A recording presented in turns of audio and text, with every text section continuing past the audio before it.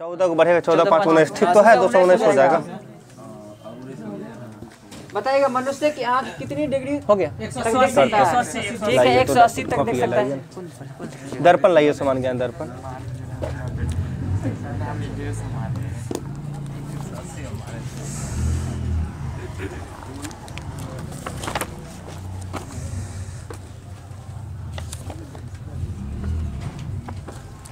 बताइएगा राजस्थान में स्थित बागौर जो है ये किस राज्य में पड़ता है?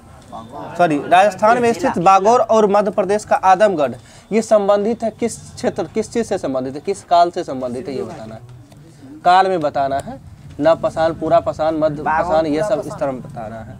मध्य पाषाण काल होगा। सुन लीजिए, बागौर जो है ये किस ये बागौर राजस्थान में स्थित है और इसके साथ आदमगढ़ जो है ये कहाँ स्थित है? एमपी में, मध्य प्रदेश में स्थित है। आदमगढ़ एमपी में, ठीक है, और बागौर राजस्थान में, और ये दोनों स्थल जो है मध्य पाषाण कालीन स्थल है। अगला, संपूर्ण हड़प्पा संस्कृति में जो निर्मित पक्की ईंटों की जो विशालतम संरचना मिली है ये कहाँ से मिला है? हम वो नहीं कह रहे हैं, पकी हुई ईंटों को जो टेराकोटा कहा जाता था वो नहीं। अभी आपसे पूछे कि संपूर्ण हड़प्पा संस्कृति में जो है निर्मित पक्की ईंटों का जो स्मारक, विशालतम स्मारक जो मिला है, यानी विशालतम साक्ष्य जो मिला है वो कहाँ से मिला है? तो लोथल, गोदीवारा, ठीक है, लोथल और गोदीवारा से मिला है। अगला बताइएगा, अविवाहित लड़की के पुत्र के लिए स्मृति साहित्य में अभिधान प्राप्त होता है क्या? कौन सा शब्द प्राप्त होता है? अविवाहित लड़की के पुत्र के लिए स्मृति साहित्य में जो है अभिधान प्राप्त होता है, क्या होता है? तो वो कानीन होता है, कानीन, कानीन होता है। अगला बताइए, कौन सा संगमकालीन ग्रंथ है जिसमें कोवलन और उसकी पत्नी कन्नगी के बारे में जो है व्याख्या मिलता है? संगमकालीन कौन सा ग्रंथ है जिसमें कोवलन और उनकी पत्नी कन्नगी की कथा का चित्रण मिलता है?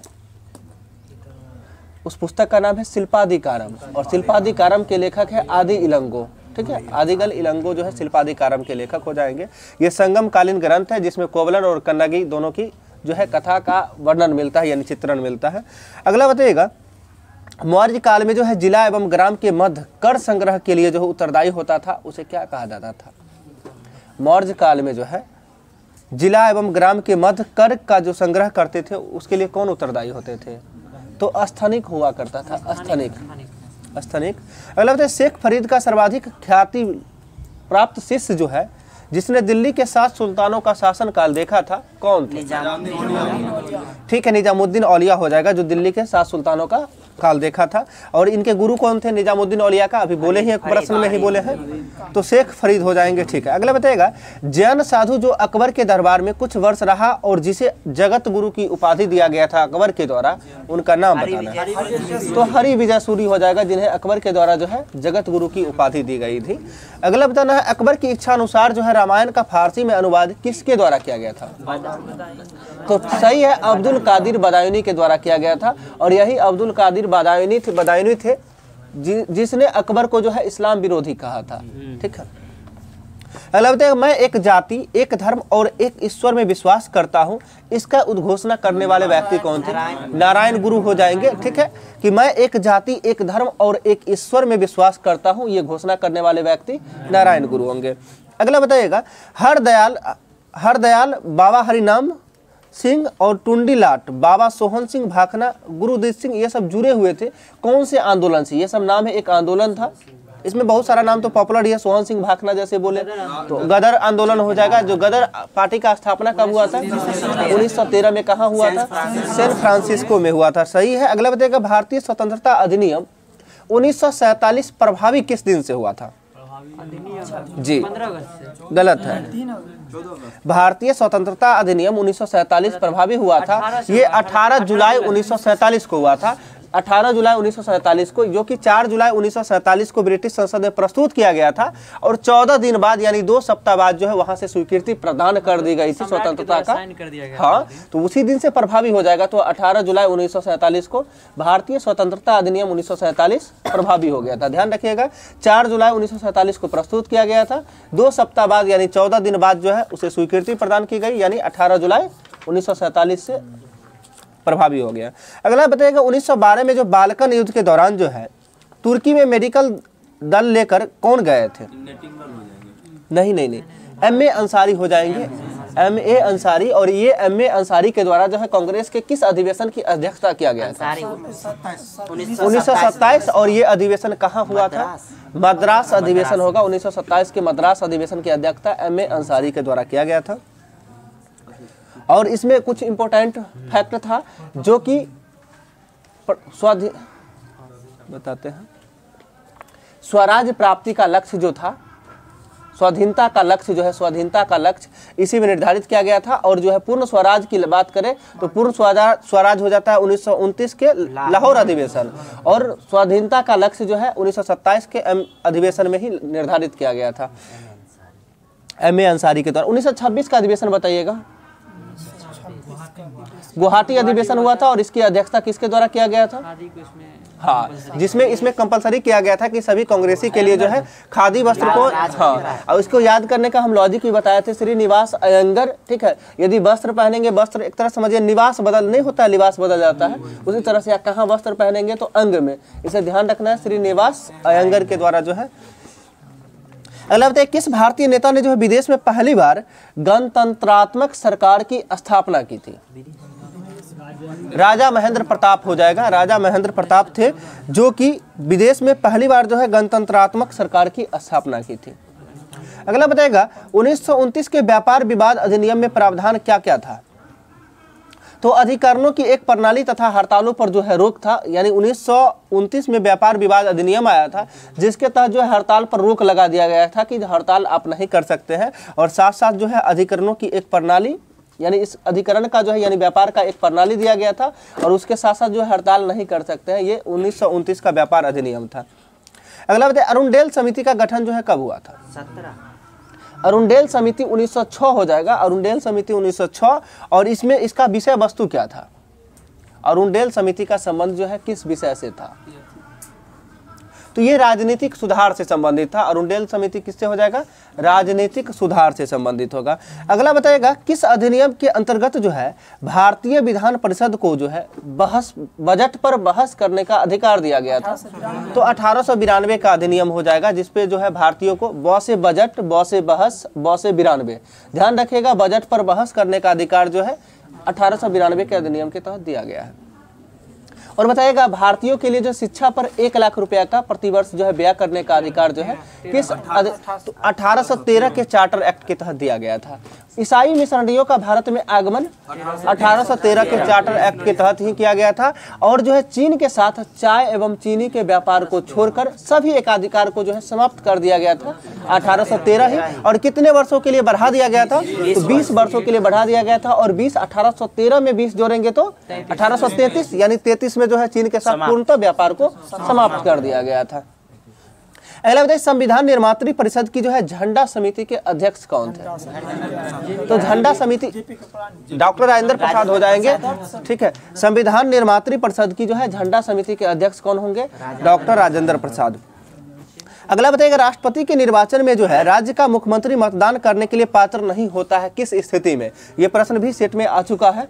तो जो राष्ट्रपति जो नहीं, जब उच्च सदन का सदस्य होगा उस स्थिति में मुख्यमंत्री राष्ट्रपति के निर्वाचन में मतदान नहीं कर सकता है।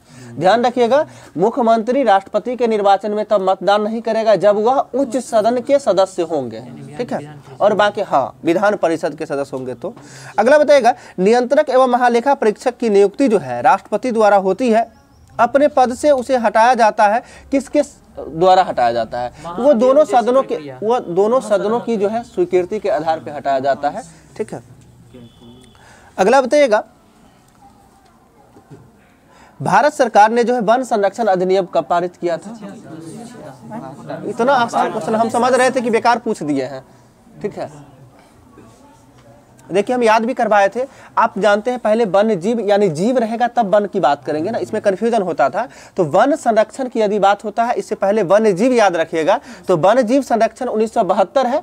ठीक है, पहले वन्य जीव संरक्षण और 1980 में वन संरक्षण होता है। तो याद जब हो जाता है दोनों तो कंफ्यूजन होता है कि 72 होगा कि 80 होगा, दोनों मिलता जुलता ही है। तो वन्य जीव संरक्षण अधिनियम जो है 1972 होगा, वन संरक्षण अधिनियम 1980 हो जाएगा और पर्यावरण संरक्षण अधिनियम 1986 हो जाएगा। ठीक है, पर्यावरण संरक्षण अधिनियम 1986 हो जाएगा। ये 3-4 है, इसमें बहुत कन्फ्यूजन होता है, ध्यान रखिएगा इसको, ठीक है। अगला बताइएगा, उच्चतम न्यायालय के न्यायाधीश का वेतन निर्धारण किया जाता है किस अनुच्छेद के तहत? 125 के तहत मिलता है, 125 के 1 के तहत मिलता है। और इसके वेतन को निर्धारण कौन करता है? तो संसद के द्वारा निर्धारण किया जाता है, ठीक है। अगला बताइएगा, भारत के सर्वोच्च न्यायालय ने जो है किस वर्ष न्यायाधीशों की नियुक्ति के लिए कॉलेजियम व्यवस्था को अपनाया था? न्यायाधीशों की नियुक्ति के लिए जो है किस वर्ष जो है कॉलेजियम व्यवस्था को अपनाया था? तो 1993 हो जाएगा, 1993। अब ये समझना है कॉलेजियम व्यवस्था को अपनाने का मतलब क्या हुआ। तो ये समझिएगा, जिस स्थिति में जो है होता क्या है कि जो सर्वोच्च न्यायालय के मुख्य न्यायाधीश की नियुक्ति जो होती है वो हमेशा वरिष्ठ सदस्यों की होती है, यानी जो उसमें सबसे वरिष्ठ होंगे वही मुख्य न्यायाधीश बनेंगे। यदि उस स्थिति को इग्नोर करके मन है किसी हम दूसरे सदस्य को बनाया जाए, ठीक है, तो कोई दूसरा व्यक्ति बनेंगे। तो पहला बार ऐसा हुआ भी था, जो 3 वरिष्ठ न्यायालयों को छोड़ के जो है 3 वरिष्ठ न्यायालयों को छोड़ के एक अन्य न्यायाधीश 3 वरिष्ठ न्यायाधीश के अलावा जो है उसके चौथा स्थान पे जो आते थे उन्हें मुख्य न्यायाधीश बना दिया गया था। वो 1993 में ही हुआ था पहली बार ऐसा। 1993 में पहली बार ऐसा हुआ था कि 3 वरिष्ठ न्यायाधीश के रहने के बावजूद भी मुख्य न्यायाधीश जो बनाया गया था चौथे स्थान पे जो आते थे उन्हें बनाया गया था। ऐसे हमेशा जो है सबसे वरिष्ठ जो होते हैं उन्हें बनाया जाता है। अधिनियम 92 में आया था, कौन सी का? 1993 बोले हम। कॉलेजियम व्यवस्था को कब अपनाया था? तो 1993 हो जाएगा। अगला बताइएगा, प्रतिवर्ष जो है 13 फरवरी को किसकी स्मृति में जो है महिला दिवस मनाया जाता है? तो सरोजिनी नायडू की स्मृति में महिला दिवस मनाया जाता है। अंतर्राष्ट्रीय महिला दिवस बताइए कब मनाया जाता है? तो 8 मार्च को अंतर्राष्ट्रीय महिला दिवस मनाया जाता है। हाँ, 8 मार्च को मिर्गी दिवस भी मनाया जाता है। 13 फरवरी को मिर्गी दिवस मनाया जाता है, सही है। अगला बताइए, सागरीय भूकंपों द्वारा जो उत्पन्न लहरें होती है उसे क्या कहा जाता है? सुनामी कहा जाता है, ठीक है। अगला बताइएगा, संयुक्त राज्य अमेरिका के किस क्षेत्र में को जो है टॉर्नेडो एली कहा जाता है? नहीं, ये हम अभी क्वेश्चन पूछे, संयुक्त राज्य अमेरिका के किस क्षेत्र को जो है टॉर्नेडो एली कहा जाता है? तो वो मिसिसिपी का मैदान होता है। मिसिसिपी और मिसौरी नदी है ना, उसी के बीच का मैदान जो है मिसिसिपी का मैदान, उस मैदान को जो है टॉर्नेडो एली कहा जाता है। अगला बताइएगा, भारत में सर्वाधिक दूध देने वाली बकरी कौन सी है? बकरी का नस्ल बकरी बोले हैं जमुनापारी हो जाएगा, सही आंसर जमुनापारी होगा, ठीक है। अगला बताइएगा, एक जनजाति जो सरहुल त्योहार मनाती है, ये सरहुल त्योहार मनाने वाली जनजाति कौन सी है? तो मुंडा जनजाति हो जाएगा। मुंडा जनजाति के द्वारा जो है सरहुल त्योहार मनाया जाता है, झारखंड की है। अगला बताइएगा, भारत में जो है भारतवर्ष में सर्वाधिक वर्षा होता है तो कहाँ होता है? मेघालय में, मानसीराम मेघालय, ठीक है। देखा बैरोमीटर में जो है यदि पारे का तल अचानक गिर जाता है तो उस स्थिति में क्या होगा? आंधी तूफान आएगा। यदि धीरे धीरे ऊपर जाता है तो मौसम साफ होने की बात प्रतीत होता है। अगला बताइएगा, टाइफून चक्रवात जो आता है ये किस सागर में आता है? चीन सागर होगा, चीन सागर हो जाए, यानी वैसे भी टाइफून चीन में कहा जाता है, तो टाइफून जो है चीन सागर में आ जाएगा, ठीक है। अगला बताइएगा,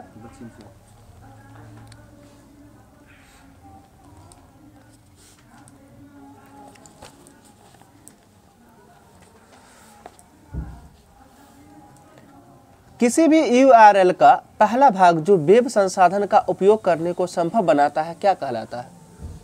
बहुत इंपॉर्टेंट क्वेश्चन है ये, समझ लीजिए। जैसे www लिखते हैं ना, ये क्या कहलाता है? जैसे वर्ल्ड वाइड वेब, तो इसका फुल फॉर्म आपने बताया, हम पूछे वो क्या कहलाता है। यानी कोई वेबसाइट होता है ना, तो उसके आगे जो लगाते हैं उसी के कारण से जो है वो उपयोग करना, उस संसाधन का उपयोग करना संभव बनाता है, ये प्रोटोकॉल कहलाता है, ठीक है, ठीक है। URL का पहला भाग जो होता है वो प्रोटोकॉल कहलाता है। ये क्वेश्चन पूछा हुआ भी है एग्जाम में। अगला बताइएगा, बाय डिफॉल्ट डॉक्यूमेंट किस मोड में प्रिंट होता है? पोर्ट्रेट मोड में होता है। बाय डिफॉल्ट अगर कोई डॉक्यूमेंट्स है वो जो प्रिंट होगा वो पोर्ट्रेट मोड में होगा। अगला बताइएगा, ड्रिबल शब्दावली का संबंध जो है किस खेल से? हॉकी हो जाएगा। ड्रिबल शब्दावली का खेल जो है हॉकी से, शब्द का जो है हॉकी। वाटर पोलो में खिलाड़ी की संख्या 7 हो जाएगा, सही है। बताइएगा, रुधिर के प्लाज्मा में जो है किसके द्वारा एंटीबॉडी निर्मित होते हैं? रुधिर के प्लाज्मा में जो है किसके द्वारा एंटीबॉडी निर्मित होते हैं? तो लिम्फोसाइट के द्वारा हो जाएगा, लिम्फोसाइट के द्वारा हो जाएगा। अगला बताइएगा, स्वस्थ मनुष्य का रक्तचाप जो है कितना सिस्टोलिक होता है, ये बताना है। सिस्टोलिक कितना होता है? तो सिस्टोलिक की यदि हम बात करें तो कितना हो जाएगा? 120 हो जाएगा। डायस्टोलिक की बात करें तो 80 हो जाएगा। इसमें भी बहुत सारे लोगों को कन्फ्यूजन होती है और बहुत बार गलत भी किए होंगे, तो ध्यान रखिएगा। अंग्रेजी के अल्फाबेटिकल लेटर के अकॉर्डिंग D फॉर डायस्टोलिक होता है जो कि कम वाला होगा यानी 80 होगा। S फॉर सिस्टोलिक जो कि ज़्यादा वाला होगा 120 हो जाएगा। कई बार गलती होता है, जैसे हमें होता है, हर किसी को होता है। ये ध्यान रखिएगा, डायस्टोलिक कितना होगा? 80 और सिस्टोलिक कितना होगा? 120 होगा। तो ये बताइएगा 120/80 होता है या 80/120 होता है? इसमें देख रहे हैं अभी भी गलत निकला है, 120/80 होता है। ठीक है, ठीक है, 120/80 ही होता है। 120 जो कि सिस्टोलिक होता है, सिस्टोलिक बाय डायस्टोलिक होता है। अगला बताएगा मानव वृक्क जो है यानी किडनी स्टोन में पाया जाने वाला प्रमुख रासायनिक यौगिक क्या है? तो ठीक है, कैल्शियम ऑक्जेलेट होता है। ठीक है, पथरी में जो है कैल्शियम ऑक्जेलेट होता है। बताइए मक्का में सफेद कली किस तत्व की कमी के कारण होता है? जिंक जस्ता, सही है। अगला बताइए सर्वाधिक विद्युत चालकता वाला धातु कौन सा है? तो ठीक है, तत्व चांदी ही होगा। बताइएगा वायु शक्ति में जो है ऊर्जा का कौन सा रूप विद्युत ऊर्जा में परिवर्तित होता है? पहले ध्यान से समझिएगा, वायु शक्ति यानी विंड पावर जो होता है, विंड पावर में जो है ऊर्जा का कौन सा रूप विद्युत ऊर्जा में परिवर्तित होता है? यांत्रिक हो जाएगा, गतिज ऊर्जा होगा। ध्यान रखिएगा, वायु शक्ति की जब भी बात करें, वायु यानी किसी चीज को घुमाएगा ही, घुमाने की बात यानी कौन सा हो जाएगा? गतिज ऊर्जा हो जाएगा जो कि जो विद्युत ऊर्जा में परिवर्तित होता है। अगला है पीतल में किसका किसका मिश्रण होता है? तो ठीक है, तांबा और जस्ता का मिश्रण होता है। बताइएगा जो है पेट्रोल की गुणवत्ता किसके द्वारा निर्धारित की जाती है? तो पेट्रोल की गुणवत्ता जो है ऑक्टेन नंबर के द्वारा निर्धारित की जाती है और डीजल की गुणवत्ता जो है सीटेन नंबर के द्वारा निर्धारित की जाती है। आप अपने पीछे वाले को दिखाइए तो आगे कहाँ ध्यान है आपका? सुन रहे हैं? अभी कौन सा क्वेश्चन पूछे हैं? उसके बाद डीजल की गुणवत्ता क्या किससे मापा जाता है? Cetane number. थोड़ा ध्यान रखिएगा, इधर उधर सिर्फ पीछे देख रहे थे, समझे? एक्टिव रहिए। अगला बताइएगा कोहरे में कौन सा कोलाइडी तंत्र जो है अभिव्यक्त होता है? यानी कोहरा में कौन सा कोलाइडी तंत्र जैसे आता है ना, ठोस में द्रव, गैस में द्रव, इस तरह के, तो कोहरा में कौन सा होता है? गैस में द्रव होगा। ठीक है, ये सब भी गलत होने वाला प्रश्न है, अक्सर गलत हो जाता है लोगों का, तो लगता है सब सही होगा। तो ध्यान रखिए कोहरा में जो है कोलाइडी तंत्र कौन सा होता है? गैस में द्रव होता है। अगला बताइएगा उचित जो ये रीति से काटे हुए हीरे की जो है असाधारण चमक जो है आधारभूत संरचना दिखाई देता है। यानी कुल मिला के प्रश्न इतना ही बना कि हीरे का चमक किसके कारण? पूर्ण आंतरिक परावर्तन के कारण होता है।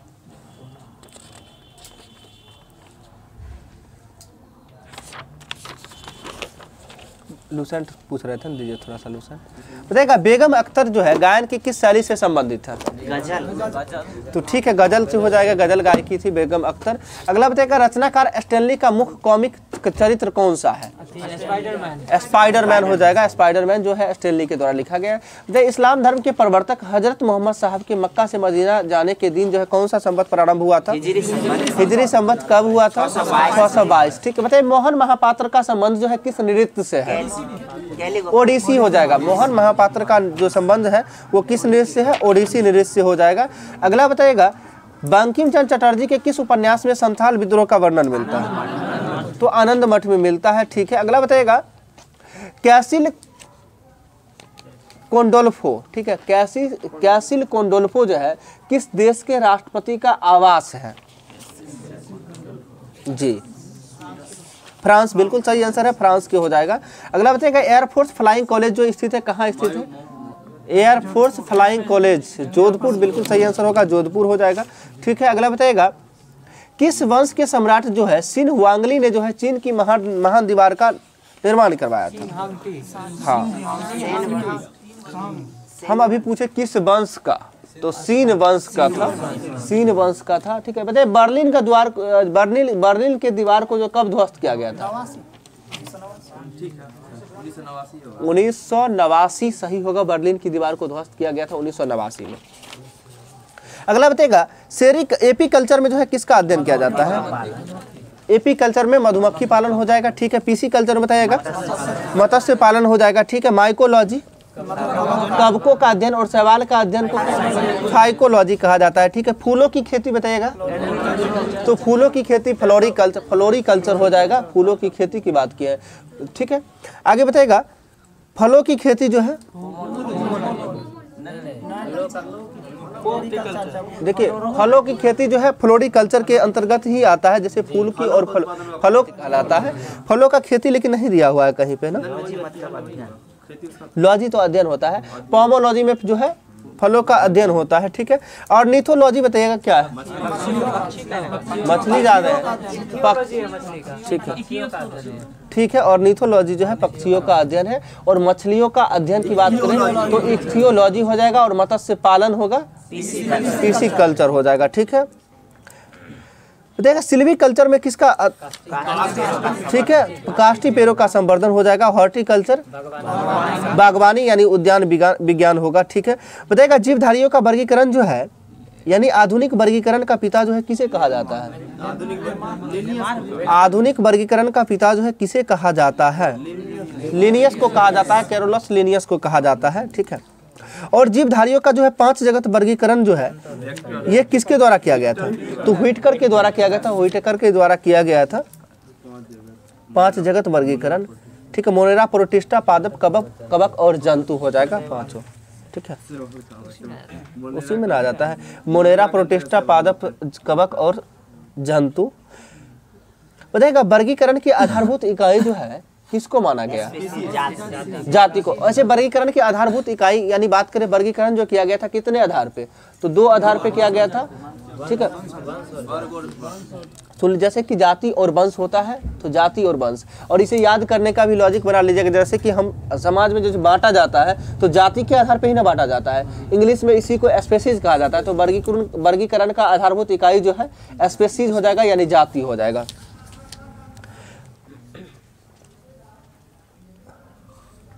बताइएगा मनुष्य का जो है वैज्ञानिक नाम, साइंटिफिक नाम क्या था, ठीक है, होमो सेपियंस था। बताइए यूगुलिना जो है किस जगत के अंतर्गत आता है, तो यूगुलिना जो है वो प्रोटिस्टा के अंतर्गत आता है, सही है।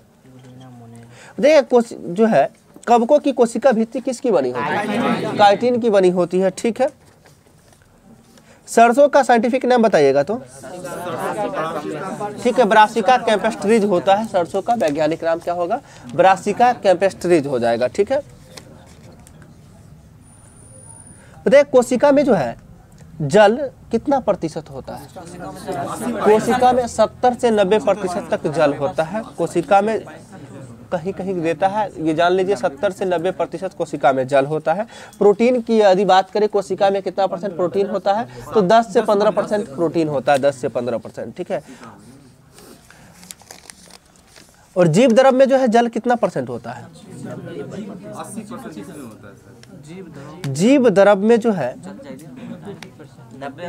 मिनट रुकिएगा, जीव द्रव का लगभग भाग जो है 80% भाग वो जल होता है जीव द्रव का। ठीक है, और इसी में आप लोगों से मैं 80% बोले थे ना, तो कोशिका में 70 से 90% होता है, जीव द्रव में 80% होता है। ठीक है, और बताइएगा जीव द्रव का जो है, जीव द्रव में ऑक्सीजन कितना % होता है, 76% होता है। जीव द्रव जो है लगभग 99% भाग जो है 4 चीजों से ही मिलकर बना होता है, जिसमें की बात करते हैं ऑक्सीजन सबसे अधिक होता है 76%। इसके बाद दूसरे स्थान पे आता है कार्बन आता है, जो कि 10.5% हो जाएगा, 10.5% हो जाएगा। और इसके बाद आता है हाइड्रोजन, जो कि हाइड्रोजन भी 10% होता है, और नाइट्रोजन 2.5% आता है। यही सब चारों मिला के 99% हो जाता है, 1% बाकी अन्य सभी होता है। जीव द्रव का नामकरण किसके द्वारा किया गया था, तो पुरकिंजे के द्वारा जीव द्रव का नामकरण किया गया था। ठीक है, बताइए कोशिका को जो है सर्वप्रथम किसके द्वारा देखा गया था, हम कोशिका बोले हैं, यानी कोशिका का खोज भी यदि पूछे तो क्या बोलेंगे,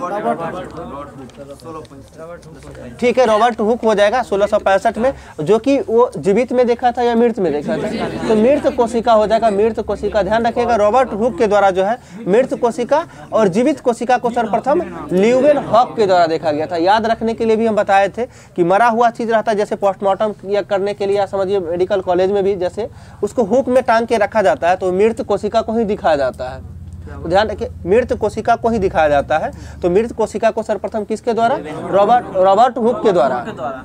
हुक में फंसाने, याद लॉजिक बताने का मतलब ये था, हुक का मतलब हुआ मृत कोशिका हुक हो जाएगा, यानी रॉबर्ट हुक हो जाएगा, ठीक है। जीवित का लेवल में लीवेन हॉक हो जाएगा, वो लीवेन हॉक है, ठीक है। हाँ 1665 में, जो कि कहाँ का वैज्ञानिक था, ये इंग्लैंड का वैज्ञानिक था, ठीक है। देख जीव द्रव्य में जो है अकार्बनिक एवं कार्बनिक का जो है अनुपात कितना होता है, तो अकार्बनिक 81 होता है और कार्बनिक 19 होता है, यानी 81 अनुपात जो है 19 हो जाएगा, ठीक है। और इसमें भी कंफ्यूजन होता है 19-81 में, ठीक है। तो ध्यान रखिएगा अकार्बनिक बड़ा होता है अकार्बनिक, कार्बनिक के आगे और लग गया तो इसलिए वो एक्स्ट्रा वाला हो जाएगा, यानी 81 और बाद वाला 19 हो जाएगा छोटा।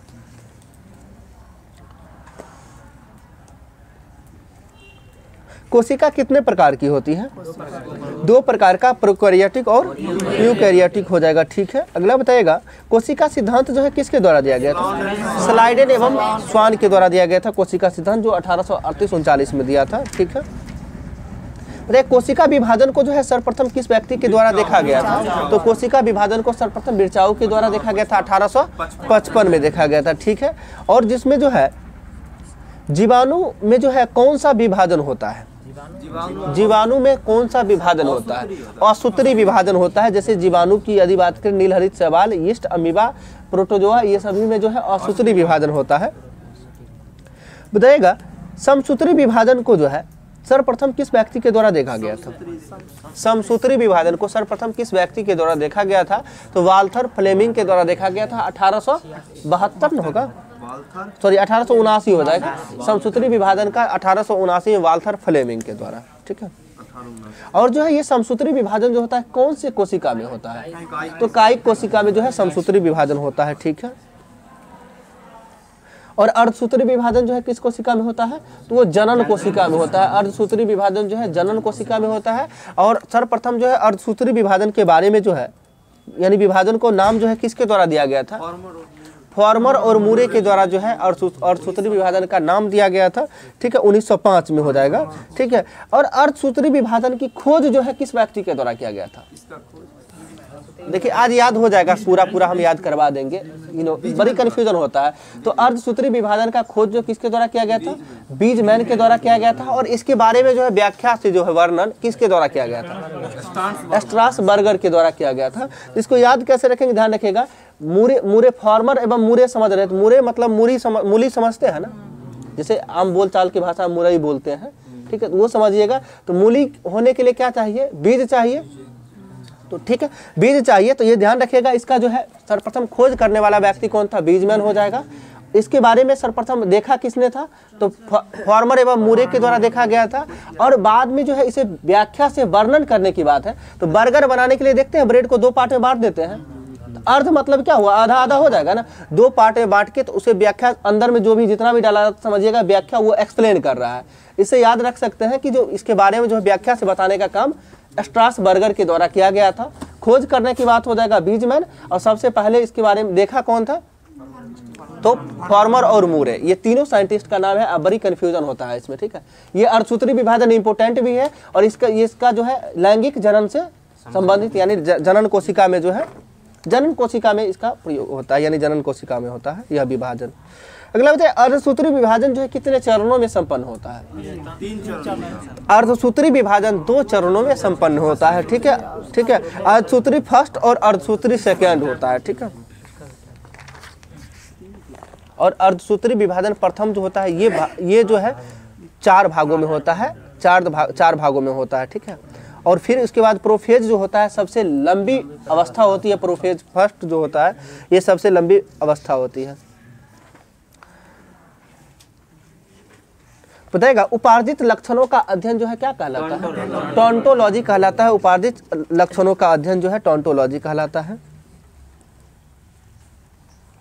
उत्परिवर्तनवाद जो है किसके द्वारा दिया गया था प्रतिपादन?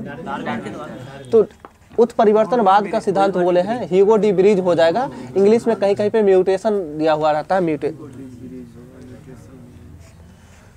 अगला बताएगा जीन के भीतर अनुक्रम आधार परिवर्तन जो है क्या कहलाता है? तो यही उत्परिवर्तन कहलाता है, ठीक है।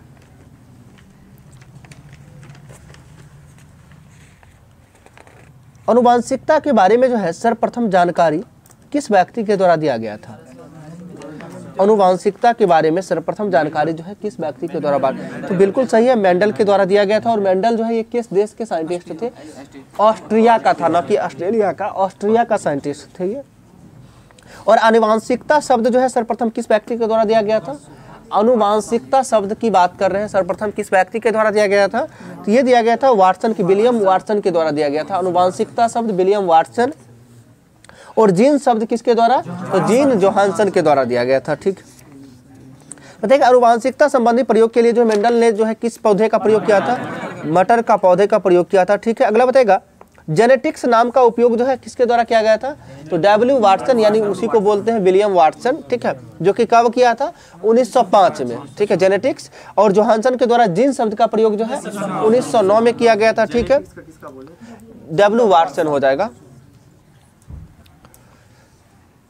बताएगा जीवधारी का जो लक्षण जो है प्रत्यक्ष रूप से दिखाई पड़ते हैं वो क्या कहलाते हैं? जीनोटाइप या फिनोटाइप, इसमें बताना है। फिनोटाइप होगा, फिनोटाइप हो जाएगा, दिखाई देने वाला जो हो जाएगा वो फिनोटाइप हो जाएगा। ठीक है, और जो कारक दिखाई नहीं देता है वो जीनोटाइप। जैसे कि बोले जीवधारी के आनुवांशिक संगठन को जो है उसका जीनोटाइप कहते हैं। ठीक है, जो कि कारकों यानी जीन का बना होता है, जीनोटाइप। ठीक है, जीवधारी के आनुवांशिक संगठन को जो है जीनोटाइप कहा जाता है, और जो कारक दिखाई नहीं देता है उसे फिनोटाइप कहा जाता है। सॉरी, प्रत्यक्ष रूप से दिखाई पड़ते हैं वो फिनोटाइप, और संगठन जो होता है वो जीनोटाइप होगा। और जीनोटाइप बना हुआ किसका होता है? जीन का बना होता है, मेन कारक जीन है। देखिए मानव अनुवांशिकी में जो है गुणसूत्र का जो है नामकरण सर्वप्रथम किसके द्वारा किया गया? तो डब्ल्यू वाल्टेयर के द्वारा किया गया था। कब? 1888 में। 1888 में डब्ल्यू वाल्टेयर के द्वारा किया गया था। गुणसूत्रों में पाए जाने वाले अनुवांशिक पदार्थ को क्या कहा जाता है? तो जीनोम कहा जाता है, जीनोम कहा जाता है। गुणसूत्र में पाए जाने वाले अनुवांशिक पदार्थ को जीनोम कहा जाता है। तो एस्केरिस में गुणसूत्र की संख्या कितना होता है? 1 या 2। एस्केरिस में 2 होता है, 1 या 2 नहीं, 2 होता है। मच्छर में बताइएगा 6 हो जाएगा। ठीक है, मेढक में 26, मेढक में 26 गुणसूत्र होगा। ठीक है, और टमाटर में बताइएगा 24 हो जाएगा। खरगोश में 44 हो जाएगा। कबूतर में 80 हो जाएगा। ठीक, कबूतर में 80 हो जाएगा। घोड़ा में 64 हो जाएगा, घोड़ा में। ठीक है, कुत्ता में 78 हो जाएगा। ठीक है, बिल्ली 38 हो जाएगा। चूहा 40 हो जाएगा। ठीक है, कोई बात नहीं है, 2 बता रहे हैं। ठीक है, रैट और चूहा। ठीक है, हाँ, माउस यानी कहने का मतलब रैट वाला जो है वो 42 में हो जाता है, और चूहा वो 40 होता है। ध्यान रखिएगा, रैट वाला 42 होगा। कैसे याद रखते हैं? जैसे रैट लिखते हैं, रैट, हम इसको भी कन्फ्यूजन तो हो ही जाता है देखने के बाद। तो रैट लिखते हैं तो आर लिखने के बाद 2 की तरह घुमाते हैं, 1 लिखने के बाद आर लिखने के लिए 2 की तरह नहीं घुमाते हैं। इसे ध्यान रखिएगा, रैट वाला जो होगा वो 42 हो जाएगा, यानी, और चूहा 40 हो जाएगा। माउस मतलब मूसा होता है, हिंदी में पढ़ते नहीं थे वर्ड, गुड इंग्लिश में तो यही सब पढ़ते थे ना। मॉस ने पर रैट पढ़े। नहीं, माउस भी पढ़े थे। माउस में बस करिए। ठीक है, ठीक है, बताइएगा वनस्पति विज्ञान का जनक जो है किसे कहा जाता है? थियोफ्रेस्टस को कहा जाता है। और बताइएगा पादपों का वर्गीकरण जो है किसके द्वारा किया गया था? वनस्पति जगत का वर्गीकरण, यानी वनस्पति जगत का वर्गीकरण जो है किसके द्वारा किया गया था? एक्लर के द्वारा किया गया था। एक्लर के द्वारा जो है वनस्पति जगत का वर्गीकरण किया गया था। कब किया था? तो 1883 हो जाएगा। 1883 में जो है एक्लर के द्वारा वनस्पति विज्ञान का, वनस्पति जगत का वर्गीकरण किया गया था, जिसके तहत जो है बताएगा वनस्पति जगत का सबसे बड़ा समूह कौन सा होता है?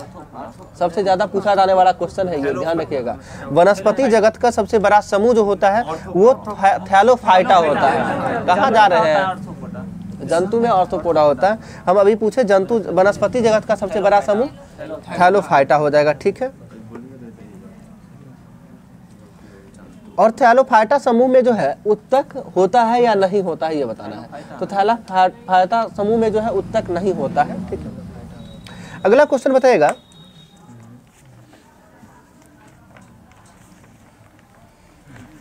कवक में जो है संचित भोजन किस रूप में होता है? तो कवक में जो है संचित भोजन जो होता है ये ग्लाइकोजेन के रूप में होता है, ग्लाइकोजेन के रूप में होता है। ठीक है, बताइएगा एफला नामक विष जो है किसके बनाए जाते हैं? कवक से बनाए जाते हैं। एफला नामक विष जो है कवक से बनाया जाता है, ठीक है। बताइए दम्मा जो है किस कवक के कारण होता है? फ्यूगीमेट्स हो जाएगा, एस्परजिलियस फ्यूगीमेट्स के द्वारा जो है दम्मा होता है, दम्मा इस कवक से।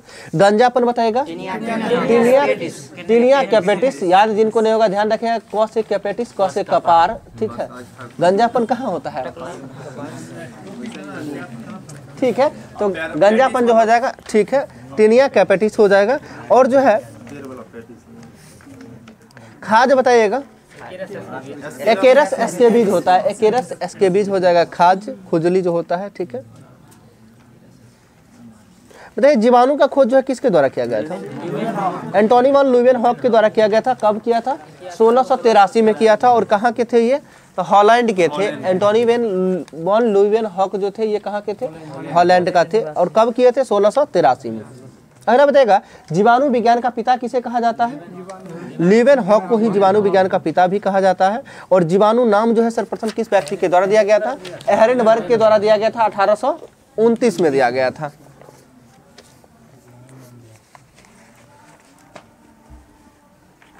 बताएगा सबसे सरल स्थलीय पौधा जो है किस समूह का पौधा होता है? सबसे सरल स्थलीय पौधा जो है किस समूह का होता है? तो ये ब्रायोफाइटा समूह का होता है, ब्रायोफाइटा समूह का होता है, ठीक है। बताएगा रेबीज का टीका दूध के पास्चुराइजेशन का जो है खोज किसके द्वारा किया गया था? लुई पास्चर के द्वारा किया गया था, ठीक है। बताइए कॉलरा तथा तपेदिक के जीवाणुओं की खोज जो है किसके द्वारा किया गया था? रॉबर्ट कोच के द्वारा किया गया था, रॉबर्ट कोच के द्वारा किया गया था कॉलरा तथा तपेदिक के जीवाणुओं का खोज। और एक है जर्म सिद्धांत, ये किसके द्वारा दिया गया था? हाँ, जर्म सिद्धांत, यानी रोगों का जो है रोग का जर्म सिद्धांत जो है रॉबर्ट कोच के द्वारा ही दिया गया था, रोग का जर्म सिद्धांत, ठीक है। Robert Koch.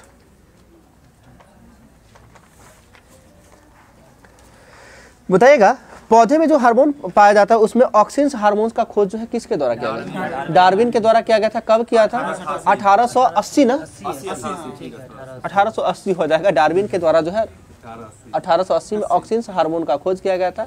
देखा पेड़ पौधा जो होता है सूर्य की ओर झुका होता है, यानी जो है किस हार्मोन के कारण? तो ऑक्सिन हार्मोन के कारण ही झुका हुआ होता है। और ऑक्सिन हार्मोन का निर्माण जो होता है ये पौधे के किस भाग में होता है?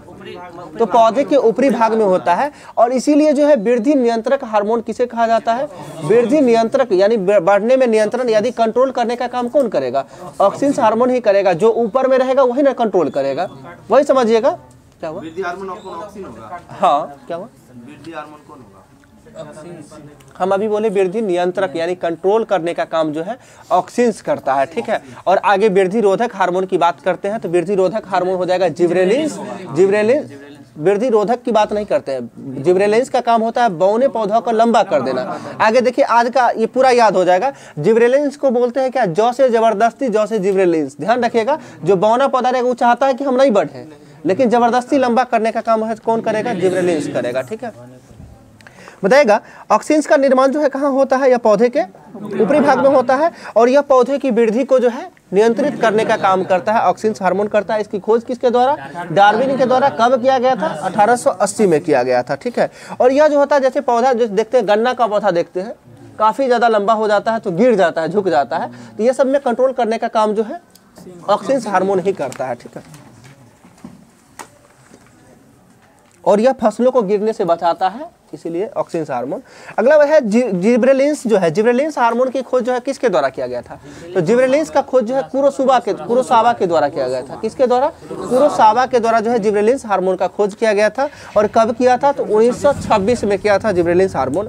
और जिब्रेलिन्स हार्मोन का काम अभी थोड़ा देर पहले ही बताया, जो बौने पौधा को लंबा करने का काम करता है। कौन करता है?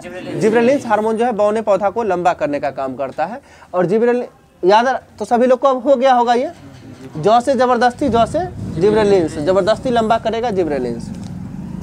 अगला है यह बीजों को जो है अंकुरित होने के लिए जो है उत्साहित करता है। कहने का मतलब जो है क्या बोलते हैं, हाँ वही प्रेरित करता है। तो बीजों को अंकुरित होने के लिए कौन सा हार्मोन प्रेरित करता है? तो जिब्रेलिन्स हार्मोन ही हो जाएगा।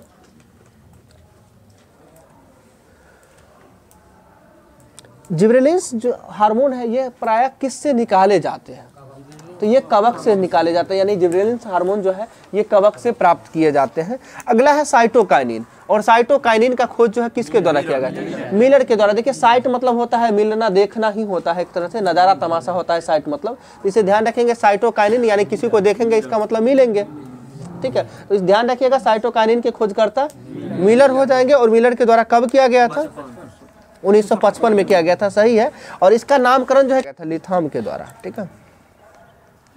और साइटोकाइनिन का काम भी होता है, यह बौने पौधा को जो है लंबा करने का काम करता है, जो कि जिबरेलिन्स हार्मोन के समान काम करता है, ठीक है। और साइटोकाइनिन हार्मोन क्या करता है? यह आरएनए एवं प्रोटीन बनाने में जो है सहायक होने वाला एंजाइम है।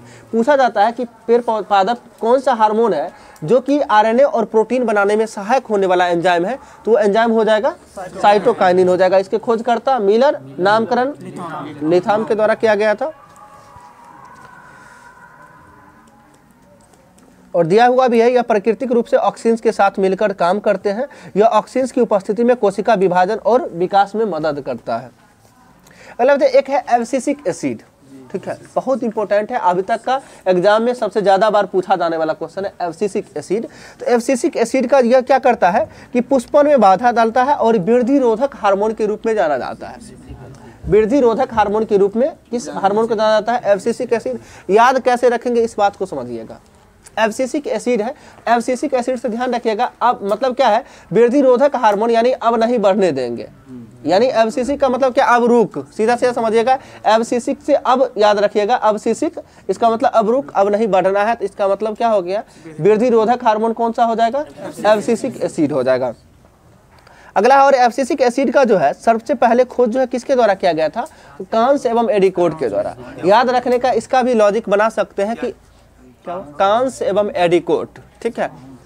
याद रखने, अगर बात यदि नहीं मानेगा, कहने का मतलब एब्सिसिक एसिड यदि बढ़ना नहीं रुकेगा तो क्या करेगा? कान पकड़ के उठ बैठ, समझते हैं ना, ठीक है। तो वही समझिए, कान पकड़ के घुमा देना समझिए, कांस एडिकोट हो जाएगा इसके खोजकर्ता, ठीक है, एब्सिसिक एसिड के, जो कि कब किया था? 1961 से 65 देता है, 61-65 में किया था, जो कांस एवं एडिकोट के द्वारा। और बाद में जो है इसका जो है खोज किसके द्वारा किया गया था? तो बैरिंग के द्वारा। नहीं बोलता है कि बैरिंग जो एक तरह से अपने लॉजिक में याद रखिएगा, अपने से बना के याद रख लीजिएगा, वो हमेशा याद रहेगा, ठीक है। तो बाद ये जो एब्सिसिक एसिड का जो है सर्वप्रथम खोज किसके द्वारा? कांस एडिकोट के द्वारा। और बाद में किसके द्वारा किया गया था? बैरिंग के द्वारा किया गया था। और बैरिंग के द्वारा जो है, ठीक है। और वृद्धि रोधक हार्मोन के बारे में बताया ही, और वृद्धि को जो है सुसुप्ता अवस्था देने प्रदान करता है, यानी बीज को जो है सुसुप्ता अवस्था यानी अंकुरित होने से रोकने का काम करता है। अगला है एथिलीन, ठीक है, कांस एवं एडिकोट, कांस एडिकोट, ठीक है। एथिलीन हार्मोन एकमात्र गैसीय रूप में पाया जाने वाला हार्मोन होता है एथिलीन। और सभी को पता होगा कि फलों को पकाने में सहायक होने वाला एंजाइम जो एथिलीन होता है, और गैस के रूप में एसिटिलीन गैस होता है। ध्यान रखिएगा, फलों कृत्रिम रूप से फलों को पकाने के लिए कौन सा गैस? एसिटिलीन गैस होता है। और इधर जो है फलों को पकाने के लिए हार्मोन में एथिलीन हार्मोन हो जाएगा, ठीक है, जो एकमात्र गैसीय रूप में, ठीक है। और एथिलीन हार्मोन का खोज जो है किसके द्वारा किया गया था? तो बर्ग के द्वारा किया गया था। कब किया था? तो बौ से बर्ग, बौ से 62। ध्यान रखिएगा, एथिलीन हार्मोन का खोज जो है बर्ग के द्वारा 1962 में।